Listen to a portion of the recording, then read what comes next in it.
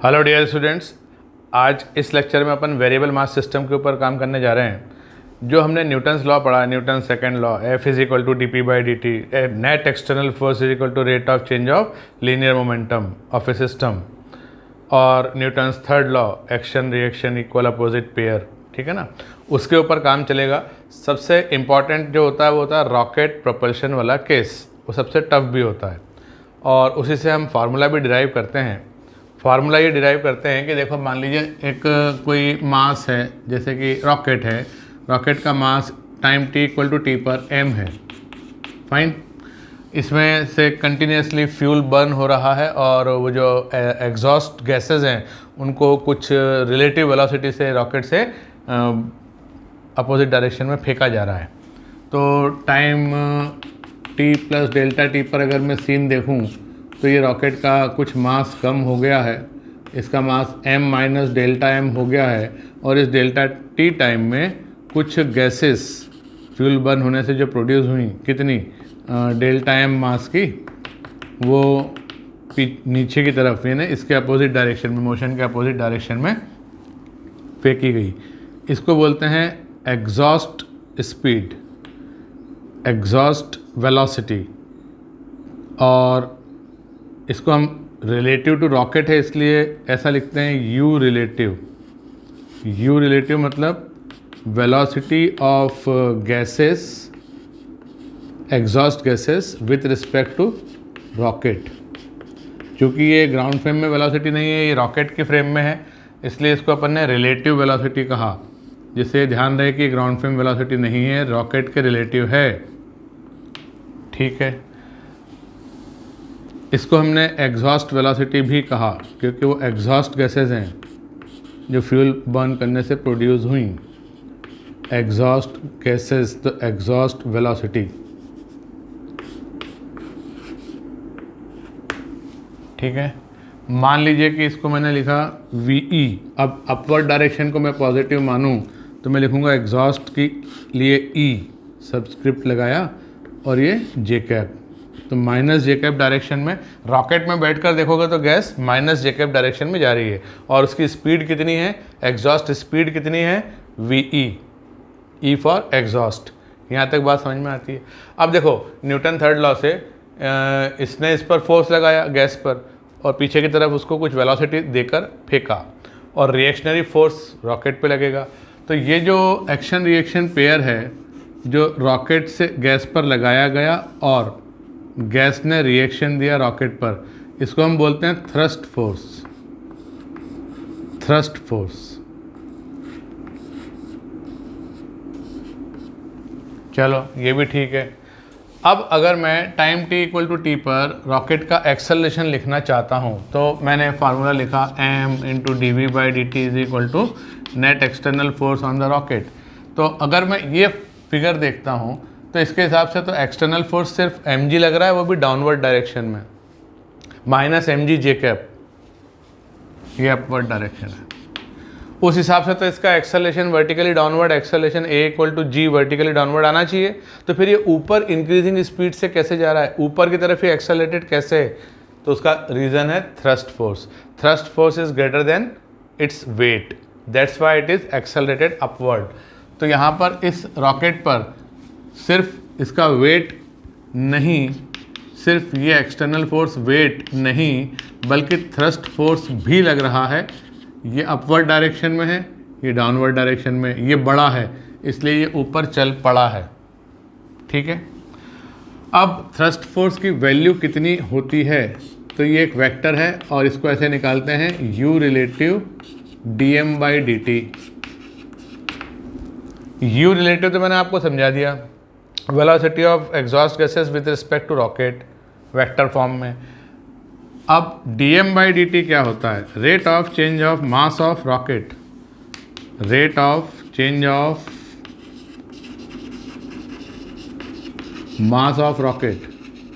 तो बताओ रॉकेट का मास बढ़ रहा है या कम हो रहा है, तो साहब ये कम हो रहा है, मतलब ये टाइम बढ़ेगा तो मास कम होगा, मतलब ये एक नेगेटिव क्वांटिटी होगा,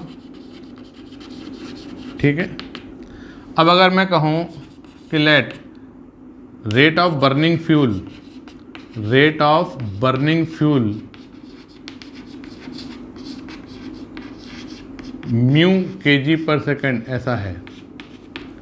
तो रॉकेट का मास म्यू केजी पर सेकेंड से रिड्यूस हो रहा है, तो इसको मैं कहूँगा ये है माइनस म्यू केजी पर सेकेंड।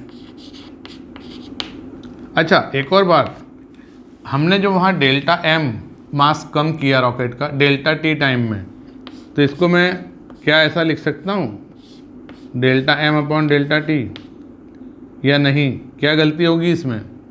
तो देखो, delta m mass of gases है produced in time delta t, तो डेल्टा टी भी पॉजिटिव, डेल्टा एम भी पॉजिटिव, तो यहाँ एक माइनस साइन लगाना पड़ेगा, तब ये d m by d t के इक्वल कहलाएगा, provided this delta t is very small tending to zero, but still delta t will B, D t will be positive and here delta m will be, delta m is also positive, therefore we are putting a negative sign over here.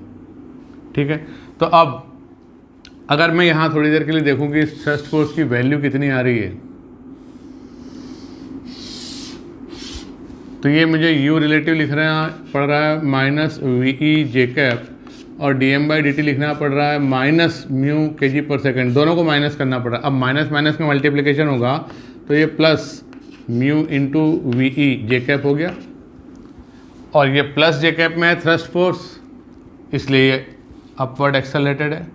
Acceleration बढ़ाना है, बहुत तेज़ी से इसको ऊपर उठाना है, तो क्या करना पड़ेगा, या तो म्यू बढ़ाओ या वी ई बढ़ाओ या दोनों बढ़ाओ। म्यू बढ़ाओ मतलब ज़्यादा फ्यूल बर्न करो, एक्सेलरेटर पे ज़रा ज़्यादा प्रेशर से फोर्स लगाओ, या जो एग्जॉस्ट स्पीड है जिससे कि गैसेस को फेंका जा रहा है उसको बढ़ाओ, या दोनों को बढ़ाओ।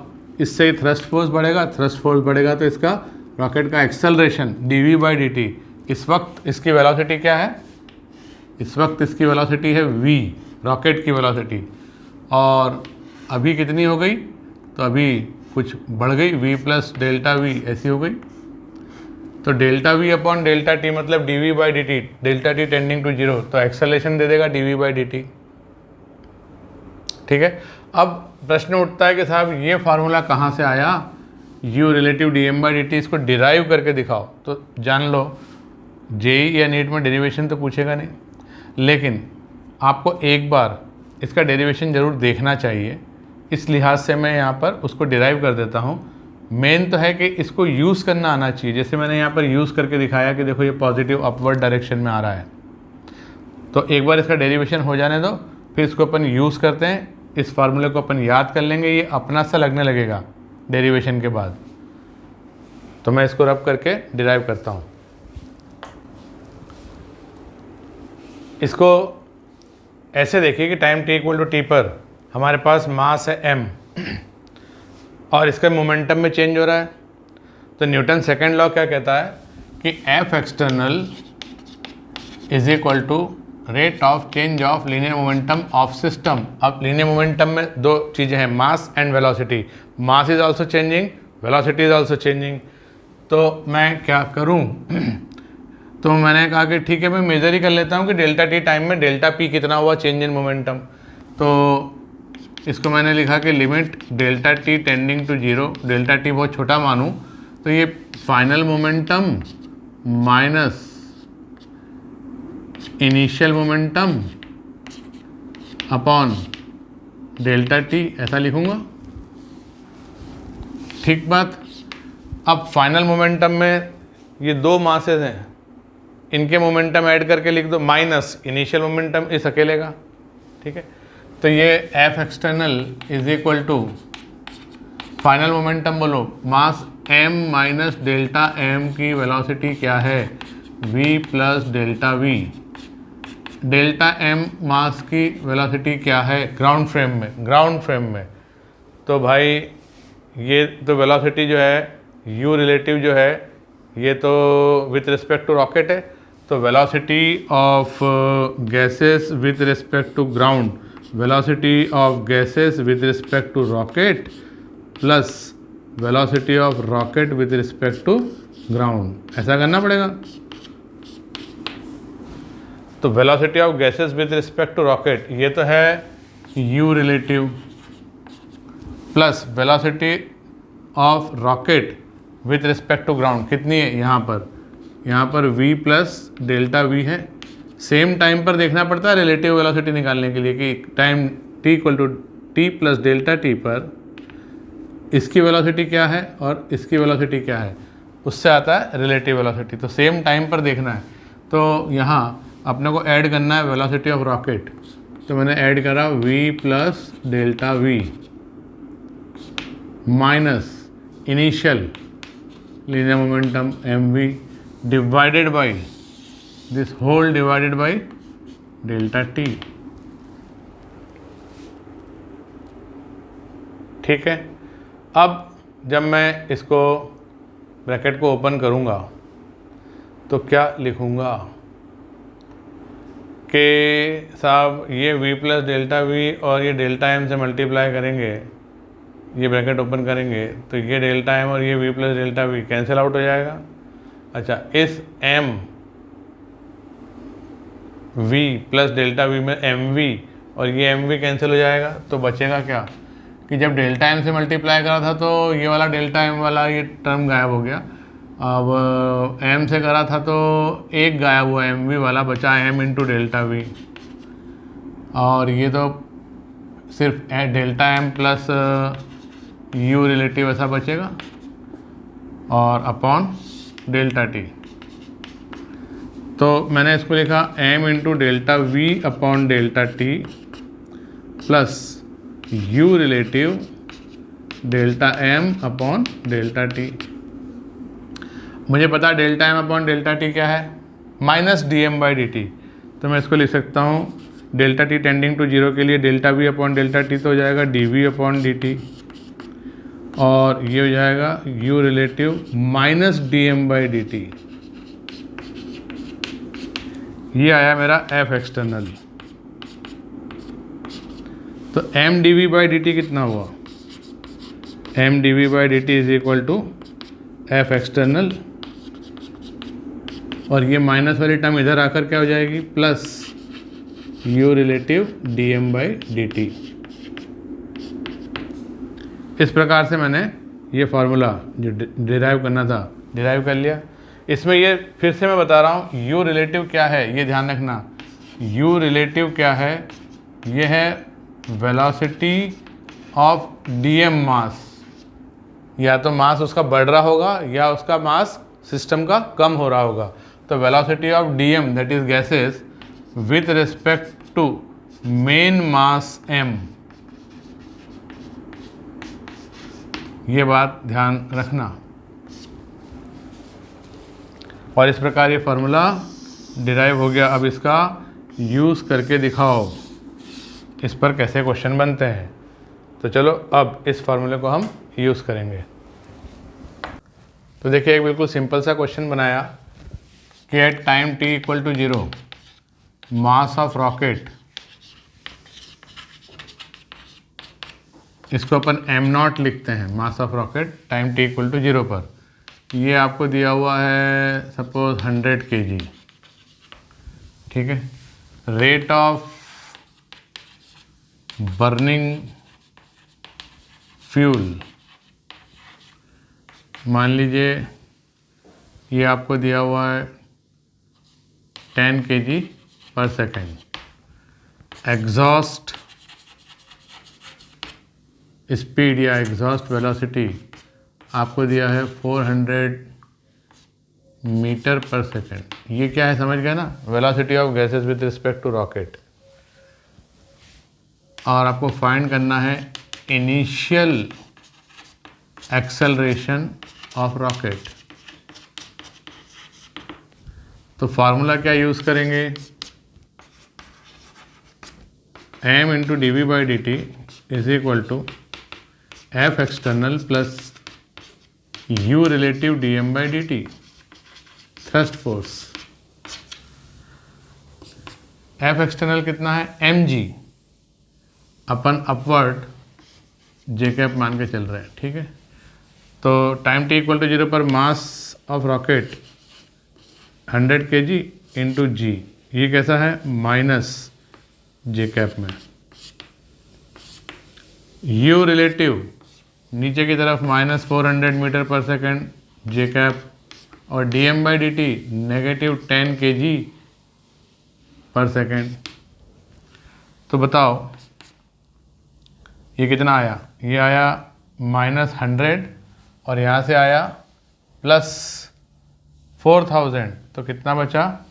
-100g है, ये -1000 हो गया, तो -1000 + 4000, तो ये +3000 J न्यूटन। ठीक है। और मास ऑफ रॉकेट टाइम t = 0 पर कितना था उसकी वैल्यू रख दो।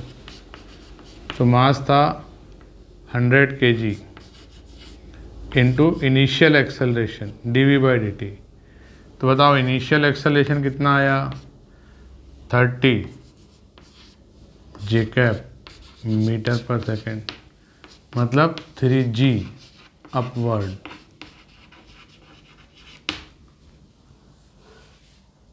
ठीक है। इस तरीके से ये क्वेश्चन बहुत इंपॉर्टेंट क्वेश्चन है। इनवेरिएबली आपको कहीं ना कहीं ये टकराएगा, या तो किसी एग्ज़ाम में, या किसी टेस्ट में, या कहीं शीट में, या कहीं डीपीपी में। ये स्टैंडर्ड क्वेश्चन है, ये इस तरह क्वेश्चन ज़रूर पूछते हैं। आगे बढ़ते हैं। एक्सेलरेशन कितना आया? 30 J मीटर/सेकेंड स्क्वायर, यानी 3g। ठीक।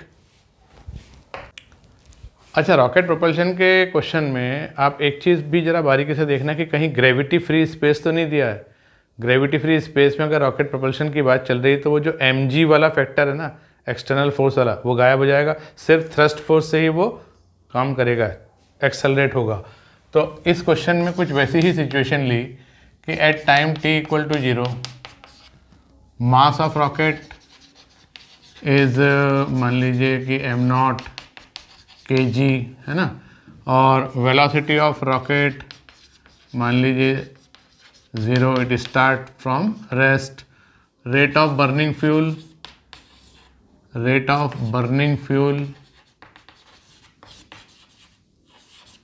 μ kg/s, और exhaust speed is equal to VE।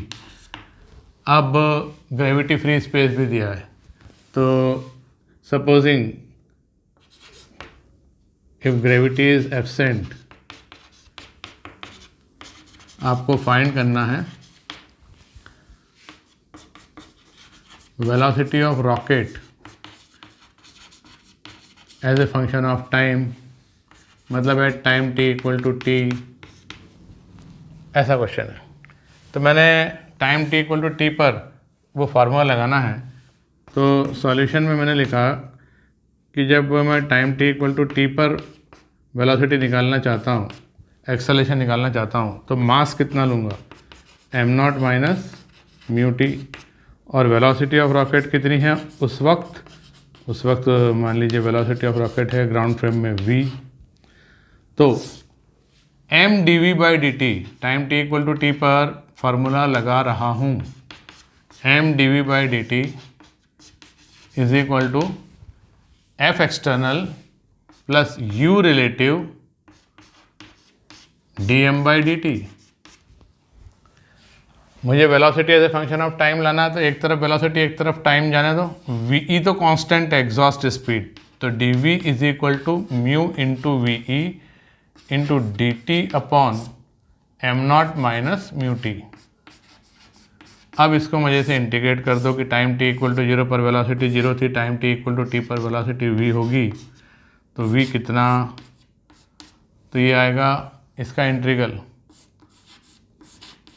ln m0 - μt upon minus mu coefficient of t from 0 to t। तो म्यू से म्यू कैंसिल हो गया और मेरे पास v is equal to VE, और इस माइनस से लिमिट इंटरचेंज करी तो ऊपर 0 आ गया, नीचे t आ गया। Upper limit 0, lower limit t, तो पहले 0 रखा तो m0 आएगा। तो ये हो जाएगा VE ln m0 upon m0 minus μt। ये मेरा फाइनल आंसर आया। इस तरह से वर्स्ट कंडीशन में कि ये फार्मूला उसको यूज़ करवाना ही है, तो ऐसा क्वेश्चन फ्रेम किया जा सकता है। Generally it is not expected in exams. ठीक है, एक और क्वेश्चन बनाया है, इस पर देखिए, स्टार्टिंग फ्रॉम रेस्ट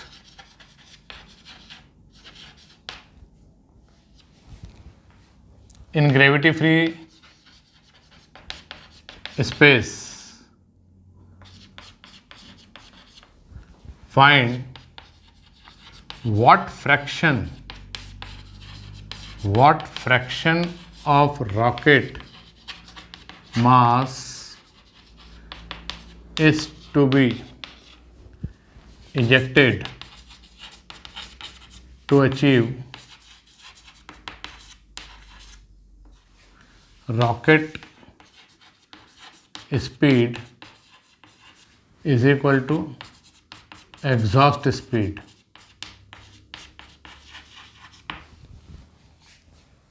ऐसा क्वेश्चन बनाया। तो चूँकि ग्रेविटी फ्री स्पेस है, तो हम लिख सकते हैं कि एफ एक्सटर्नल 0 है, तो at time t equal to t mass of rocket m is equal to m naught minus mu t, ऐसा लिखेंगे। और एम नॉट है इसका टाइम t इक्वल टू 0 पर मास, म्यू है अपना रेट ऑफ बर्निंग फ्यूल, और v है वेलोसिटी। तो टाइम t इक्वल टू 0 पर रॉकेट का मास ऑफ रॉकेट मैंने माना है एम नॉट, वही पुराने वाले नोटेशन, और रेट ऑफ बर्निंग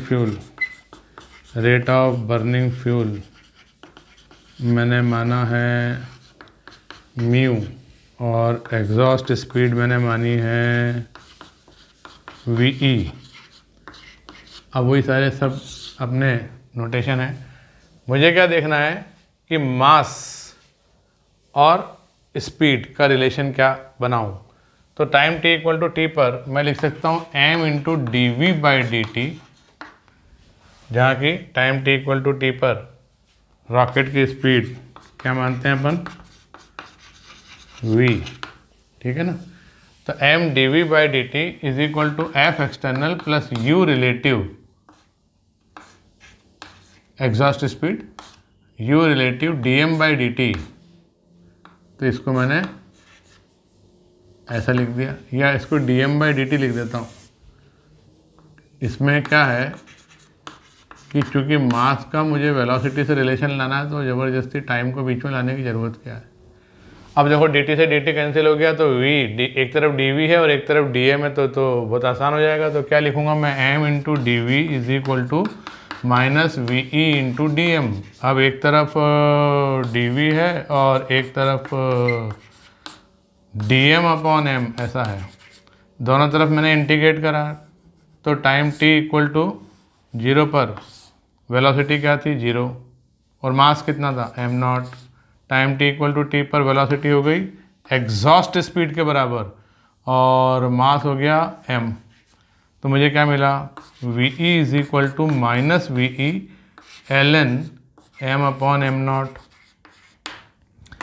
मैंने एंटी लॉग लिया, ये तो हो जाएगा -1, तो ये हो जाएगा m upon m naught is equal to e raise to -1।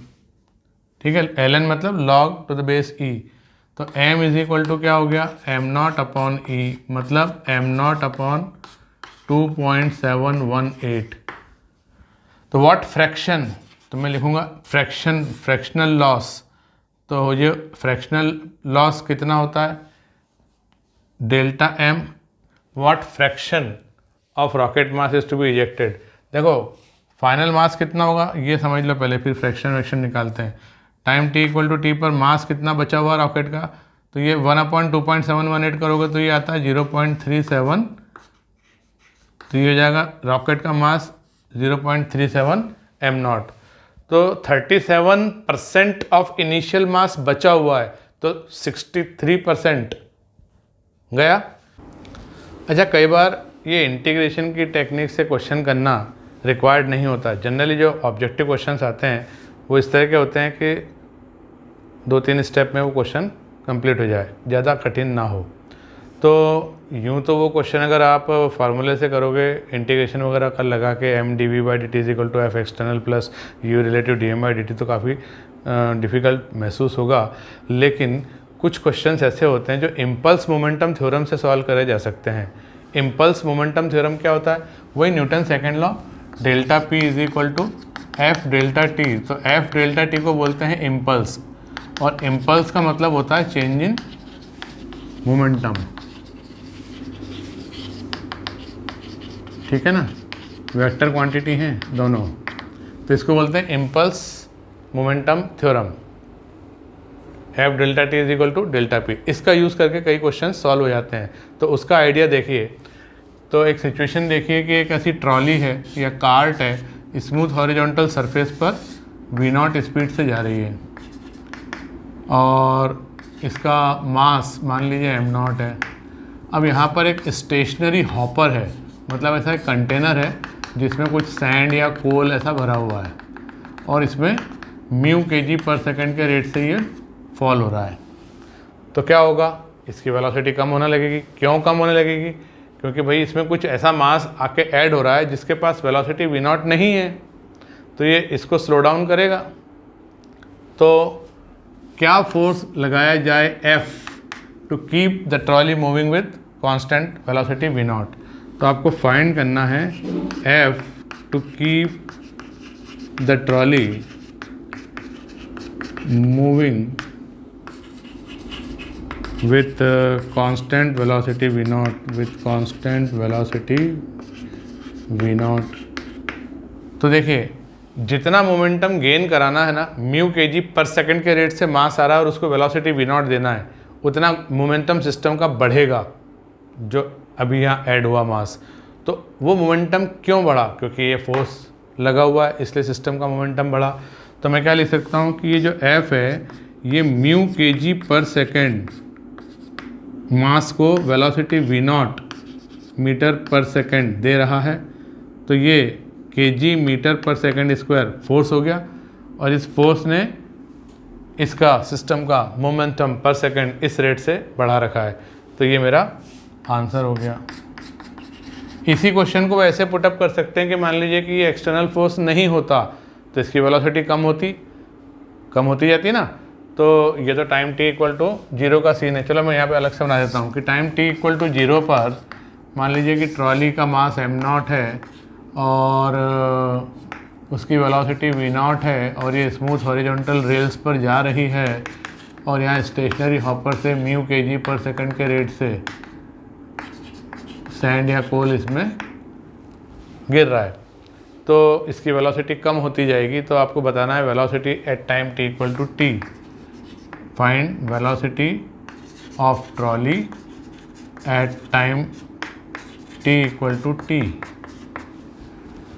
तो एक्सटर्नल फोर्स एब्सेंट है तो मोमेंटम कांस्टेंट है, एक्सटर्नल फोर्स एब्सेंट है तो मोमेंटम कांस्टेंट है। पहले मोमेंटम क्या था? Mass into velocity. बाद में मास कितना हो गया? कुछ बढ़ गया, म्यू टी, और वेलोसिटी क्या हो गई? v। तो v कितना होगा? v0 into m0 upon m0 plus mu T. So simple. Momentum constant है, एक्सटर्नल फोर्स हॉरिजॉन्टल एब्सेंट है तो हॉरिजॉन्टल मोमेंटम कांस्टेंट है। पहले मास इंटू वेलोसिटी, मास बढ़ा तो वेलोसिटी कम हो गई। इस तरह से अपन ने इसको सॉल्व कर दिया। तो ये दो क्वेश्चन इस तरह से बनते हैं और इस तरीके से सॉल्व किए जाते हैं। न्यूटन सेकेंड लॉ कह लो या इम्पल्स मोमेंटम थ्योरम कह लो, उससे हो गया।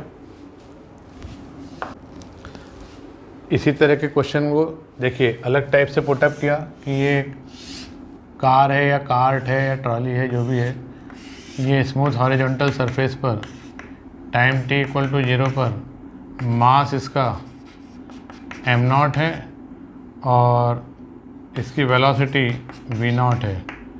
यहाँ इसके सामने ये एरिया जो है ना, फेस, इसका एरिया A है, एरिया ऑफ फ्रंट फेस मान लीजिए ए है। अब इसके सामने यहाँ कुछ डस्ट पार्टिकल्स हैं और वो डस्ट पार्टिकल का मास पर यूनिट वॉल्यूम देखेंगे तो डेंसिटी रो kg पर मीटर क्यूब, डस्ट पार्टिकल की डेंसिटी। तो डस्ट पार्टिकल डेंसिटी मान लीजिए रो kg पर मीटर क्यूब। अब इसकी वेलोसिटी तो v0 है। जैसे जैसे ये डस्ट पार्टिकल से टकराएगी तो ये अज्यूम करना है कि जितने भी डस्ट पार्टिकल इससे टकराते हैं वो इसके फेस पर चिपक जाते हैं। डस्ट पार्टिकल डेंसिटी ये है, dust sticks to front face of trolley. तो आपको फाइंड करना है स्पीड या velocity of trolley at time t equal to t. तो क्या होगा, मास बढ़ जाएगा। अभी इनिशियल मास कितना है m0, time t equal to 0 पर, और वेलोसिटी क्या है v0।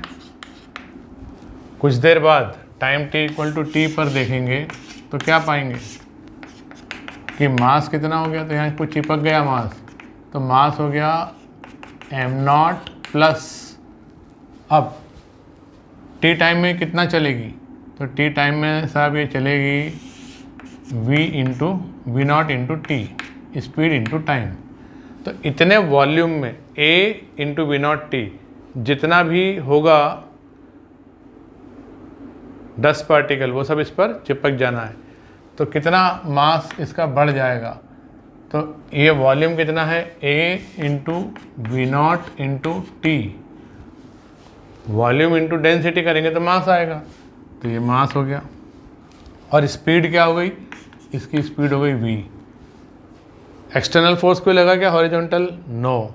तो मोमेंटम कंजर्व कर सकते हैं, yes.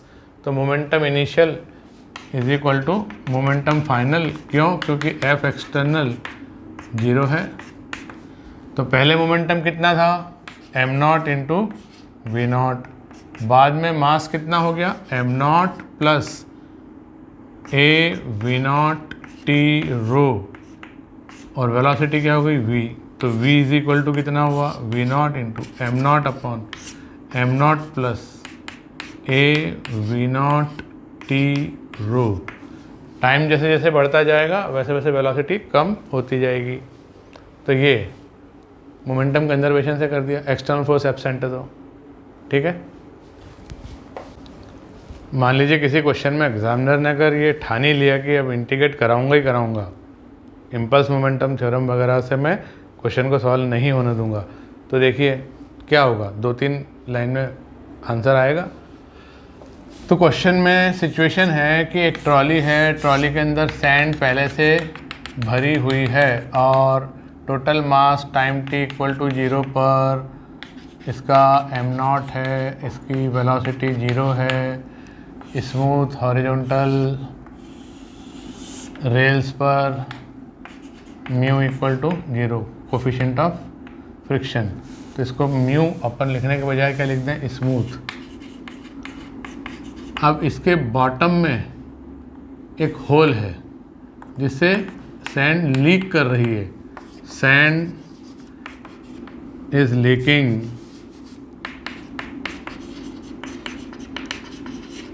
At rate mu kg पर सेकेंड, और इस पर एक ऐसा हॉरिजॉन्टल फोर्स भी लगा दिया और पूछा आपसे speed of trolley at time t equal to t. तो इसमें क्या चक्कर है कि ये जो सैंड पार्टिकल जस्ट बाहर निकलेगा उसकी स्पीड वही होगी जो ट्रॉली की उस मोमेंट पर स्पीड होगी। मान लो time t equal to T पर मैंने इसका फिगर बनाया कि time t equal to T पर इसका मास, ट्रॉली का मास कितना हो गया, m0 माइनस म्यू टी। अब इससे जो सैंड पार्टिकल बाहर निकला इसकी स्पीड हो गई v, फोर्स तो लग ही रहा है, पहले वो रेस्ट में थी। तो जो ये सैंड पार्टिकल बाहर निकलेगा इसकी स्पीड भी ग्राउंड फ्रेम में v होगी। तो ट्रॉली के रिलेटिव इस गोइंग आउट dm मास का वेलोसिटी, रिलेटिव वेलोसिटी 0 होगा, जिसको हम कहते हैं u रिलेटिव। u रिलेटिव क्या होता है, velocity of dm with respect to m। ये कितना आएगा, 0। ठीक, तो क्या time t equal to T पर फॉर्मूला क्या बनेगा, m dv by d t is equal to F external f है plus u relative dm by d t. तो u relative dm by d t 0 हो गया। अब मुझे क्या निकालना है, वेलोसिटी। तो मैं लिखूंगा dv upon d t is equal to, d t को उधर ले जाओ, f into d t upon m0 minus mu t, और फिर इंटीग्रेट करो कि टाइम t इक्वल टू 0 पर वेलोसिटी क्या थी, 0। Time t equal to T पर वेलोसिटी क्या है, v। तो क्या आएगा, v is equal to f upon mu ln m0 upon m0 minus mu t. ये इंटीग्रेट करना तो मैंने आपको सिखा दिया है कैसे करते हैं, ठीक है ना। इसका इंटीग्रेशन क्या होगा, ln m0 minus mu T upon minus mu. उस माइनस से अपन ने लिमिट इंटरचेंज कर दी, पहले t इक्वल टू 0 रखा, फिर t इक्वल टू टी रखा। इस तरह से speed at time t equal to t आ गया। तो ये मेरा आंसर हो गया। तो ये मैंने speed at time t equal to t find कर लिया, इंटीग्रेट करना पड़ा, ठीक है, 2-3 स्टेप में हो गया। तो हमारे centre of mass momentum collision के एस.सी. वर्मा के चैप्टर में एक क्वेश्चन दिया हुआ है, और ये भी बड़ा स्टैंडर्ड क्वेश्चन होता है कि साहब ये एक हॉरिजॉन्टल टेबल है और इसके ऊपर एक चेन ऐसा वर्टिकल कंडीशन में यहाँ पर ऐसे हेल्ड करके रखी हुई थी, धागे से बांध के रखी थी। इसका मास m है, लेंथ l है, चेन, ठीक है ना। अब इसको हमने कट कर दिया, string is cut, so it starts falling. When it has fallen through a distance y, this distance is y. When it has fallen through a distance y, find normal reaction offered by the table.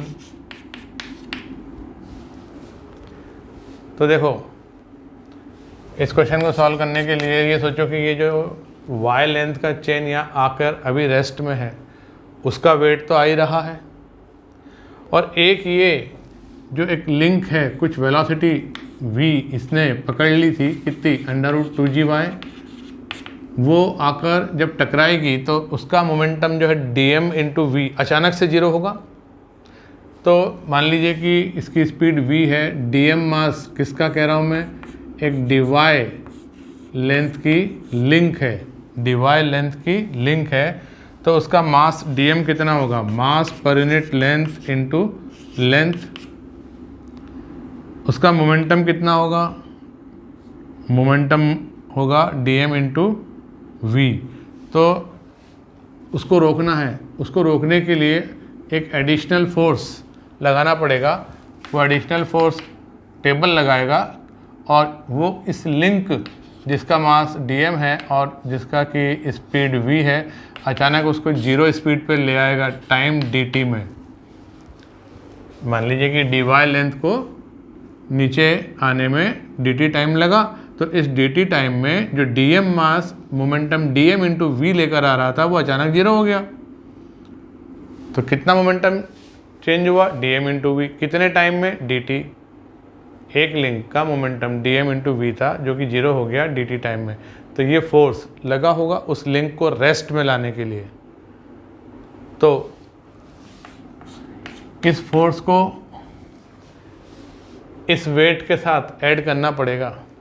मतलब एक तो ये जो lying part of the chain है इसका wait है ही है, और एक यहाँ से ये जो डीएम मास v वेलोसिटी से आ रहा है ये स्ट्राइक कर रहा है, तो ये टेबल पर ऐसा फोर्स लगाएगा और टेबल इस पर अपवर्ड फोर्स लगाएगा। ठीक है ना, इसको मैंने F कहा। तो F कितना होगा, तो मैंने इसको लिखा dm बाई dt को dm by dy into dy by dt into v। तो dm बाई dy मतलब मास पर यूनिट लेंथ और dy बाई dt मतलब स्पीड, तो ये इतना हो गया। ठीक है, या मैं चाहूँ तो ये dm जो मैंने निकाला था इस dm की वैल्यू पुट कर दूँ, या तो ऐसे कर लो या इसको इसमें पुट करो dm को, तो कैसा दिखेगा, तो दिखेगा force is equal to v into dm mass पर unit length into length upon dt। तो ये कितना आएगा, m by l into v into dy by dt क्या है, dy बाई dt क्या है, स्पीड है v। तो चाहे ऐसे निकालो चाहे वैसे निकालो। तो ये एडिशनल फोर्स, और ये v स्क्वायर की वैल्यू कितनी है 2gy, तो ये हो जाएगा m बाई l 2gy। तो ये फोर्स कितना आया 2mgy अपॉन l। और जो वेट था y लेंथ यहाँ पर पड़ी हुई थी टेबल पर ऑलरेडी, तो उसका मास पर यूनिट लेंथ इंटू लेंथ, ये मास हो गया इंटू g, ये वेट तो ऑलरेडी टेबल पर था ही था, और वो जो मूविंग लिंक आकर अचानक रुकी थी उसने भी कुछ फोर्स लगाया, तो टोटल नॉर्मल रिएक्शन कितनी हो जाएगी, this force F plus W mgy upon l 2mgy upon l equal to 3mgy upon l। या यूँ कह लो कि जितना वेट यहाँ पर पड़ा हुआ था उसको अगर मैं W कहूँ तो जो ये स्ट्राइकिंग लिंक है 2W के बराबर फोर्स लगाएगी, तो टोटल नॉर्मलेशन 3W के बराबर हो जाएगा। तो ऐसा मैंने मनी मन याद कर लिया कि भाई W तो सबको समझ में आ रहा है, नॉर्मलेशन इस पार्ट का तो हो गया होगा, इससे जो आके टकराएगा उससे कितना एडिशनल नॉर्मलेशन जनरेट होगा, तो 2W होगा। तो टोटल कितना हो जाएगा आंसर 3W। ऐसा SCV का एक क्वेश्चन है। हमने पहले भी देखा है, ये फिर से मैं आपसे पूछ रहा हूँ, बता रहा हूँ। मान लीजिए एक पाइप है जिसका कि area of cross section A है, रो डेंसिटी का इसमें से लिक्विड v स्पीड से बाहर आ रहा है, तो बताओ कितना मास पर यूनिट टाइम बाहर आ रहा है। तो देखिए कितना वॉल्यूम बाहर आ रहा है, तो ये जो मॉलिक्यूल है ये तो फट से बाहर आ जाएगा। The farthest molecule which will come out in time dt from this opening mouth will be at a distance v dt, traveling this much distance in time dt it will come out। भाई इसकी speed कितनी है v है ना, v, तो dt time में कितना चलेगा v dt, और इस ओपनिंग से बाहर आ जाएगा। तो यहाँ तक का लिक्विड बाहर आ रहा है, तो कितना वॉल्यूम हुआ a into v d t, volume into density, ये क्या हो गया dm अपॉन टाइम, तो ये कितना आया रो ए वी।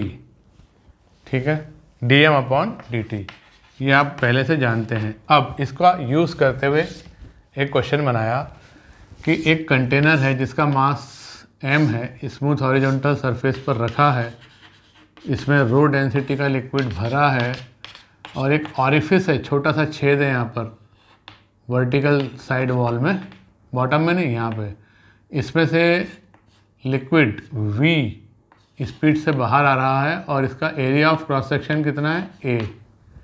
तो बताओ इस पर थ्रस्ट फोर्स कितना लगेगा। देखो लिक्विड अगर यहाँ से बाहर आता है ऑरिफिस से, तो ये कंटेनर बैकवर्ड डायरेक्शन में चलेगा। तो थ्रस्ट फोर्स का फार्मूला बताओ। Thrust force on this mass m is equal to u relative dm by dt। इसका मास मान लीजिए m है। अब u रिलेटिव क्या होता है, velocity of dm with respect to m। तो आपको दिया हुआ है कि velocity of liquid coming out with respect to container is v, ये दिया है। तो थ्रस्ट फोर्स ऑन कंटेनर कितना होगा, तो velocity of dm with respect to m। तो ये देख रहा है कंटेनर, ये dm जा रहा है आई कैप डायरेक्शन में विथ वेलोसिटी v। तो velocity of dm with respect to m इतना हो गया। और dm बाई dt, तो ये कम हो रहा है इसका मास, किस रेट से कम हो रहा है dm by dt, rho a v. यहाँ पे मान लो एक पाइप बना लो, एरिया ऑफ क्रॉस सेक्शन का, उसमें v स्पीड से रो डेंसिटी का लिक्विड भाग रहा है, तो कितना मास पर यूनिट टाइम बाहर जा रहा है, इतना। dm by dt negative quantity होगी, मास इज रिड्यूसिंग, तो एक माइनस साइन लगा दो, तो ये कितना हो जाएगा, minus rho a we square I cap. तो क्या समझ में आया, डायरेक्शन किधर आई, नेगेटिव डायरेक्शन। तो अगर आपको इसका एक्सेलरेशन निकालना हो इस टाइम पर, at time t equal to t, acceleration निकालना हो तो एक्सेलरेशन क्या होगा, फोर्स अपॉन मास, मतलब minus rho a we square upon जो भी मास दिया हो इतने आई कैप, ऐसा एक्सेलरेशन आ जाएगा। तो ये फ्लूइड मैकेनिक्स का एक क्वेश्चन रिलेटिव का इस तरह का आपको देखने को मिलेगा। फ्लूइड मैकेनिक्स पढ़ेंगे आप तब, अभी भी समझ सकते हैं इतना, क्योंकि ये सब बातें तो अपन कर ही रहे हैं न्यूटन लॉ के चैप्टर में, ठीक है ना। तो वेरिएबल मास सिस्टम के इस लेक्चर में इतना सफिशिएंट है। Thank you very much.